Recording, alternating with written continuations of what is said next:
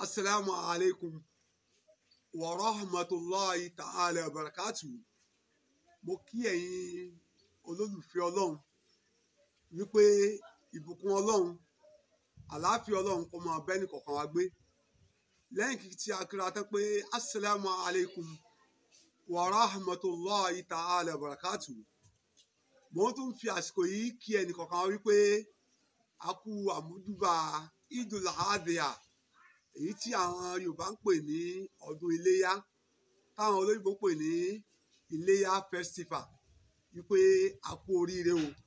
Bá a ṣe ń wo ọdún lọ́ọ̀kan báyìí, ọba Allah subhanahu wa ta'ala kó gbà fún wa ní ìjọsìn.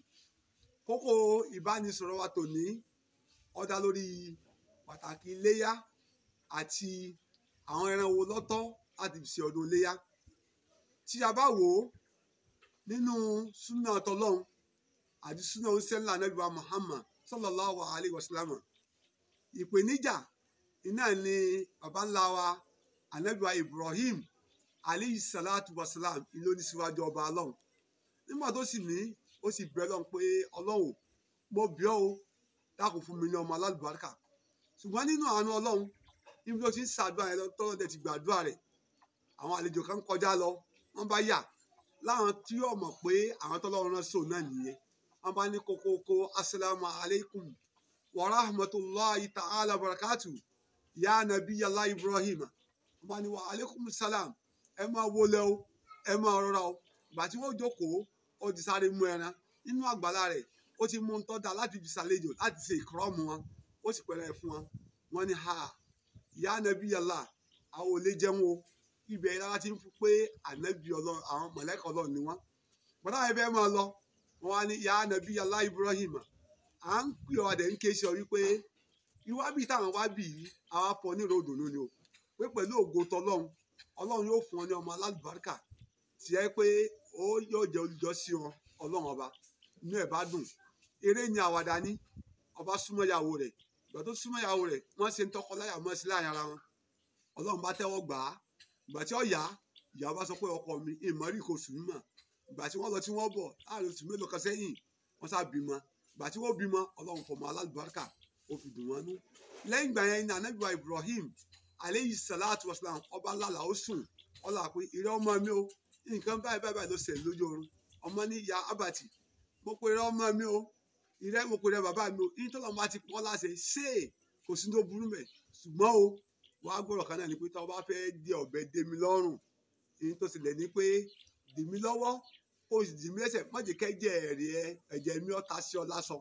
Bàbá ní kò burú. Ìgbà tí ó de mú náà, ibẹ̀ alájà ibẹ̀ ti máa pààyàn lónìí. Bó ṣe mú débẹ̀, ọba pọ́n ọ̀bẹ yẹn pẹ̀lú gbólóhùn bisimilahi Allahu akbar. Bó ṣe gbé ọ̀bẹ lọ́mọ ẹ lọ́rùn pé bisimilahi Allahu akbar. Nínú àlọ́ Ọlọ́run, ọ̀bẹ ọ̀rọ̀ ọmọ o.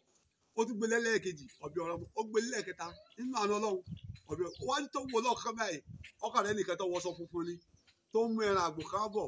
Lẹ́yìn yẹn ń sọ gbólóhùn kan mọ̀ pé Allahu akbar, Allahu akbar, Allahu akbar. Gbólóhùn tẹ́ni yẹn ń sọ bọ̀ tá náà lẹ́ni náà, òun náà ni màláíkà Jibril.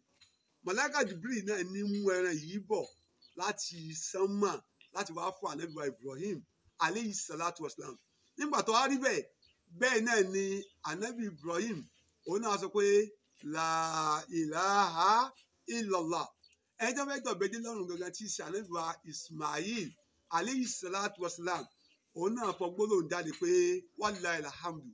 Gbólóhùn mẹ́tẹ̀ẹ̀ta yìí, èyí tí màláíkà sọ, èyí tí Ànábì Ibrahim sọ, àti èyí tí ọmọ rẹ̀ Ismail alayhi salatu wa salam tí wọ́n sọ yìí, òun náà ló di súnà oníṣẹ́ ńlá Ànábì wa Muhammad sallallahu alayhi wa sallam tí wọ́n mọ̀ sọ nídìí pé Allahu akbar, Allahu akbar, Allahu akbar, la ilaha illallah, Allahu akbar, Allahu akbar, walillahil hamdu.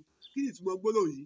Ìtumọ̀ gbólóhùn náà ni pé Allahu akbar, Ọlọ́run lọ́ba tó ga jù nínú gbogbo ọ̀nà, nínú sánmà, nínú ilẹ̀, nínú òfurufú.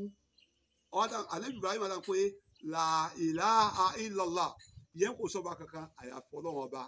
Ibẹ̀ ni Ànábì wa Ismail alayhi salatu wa salam, òun náà sọ pé walillahil hamdu. Eléyìí ọmọ jẹ́ episode 1 fún pàtàkì àlàyé lẹ́kùnrẹ́rẹ́ fún ọdún Iléyá. Subhana rabbil izzati amma yasifun wassalam ala al-mursalin walhamdulillahi rabbil alamin.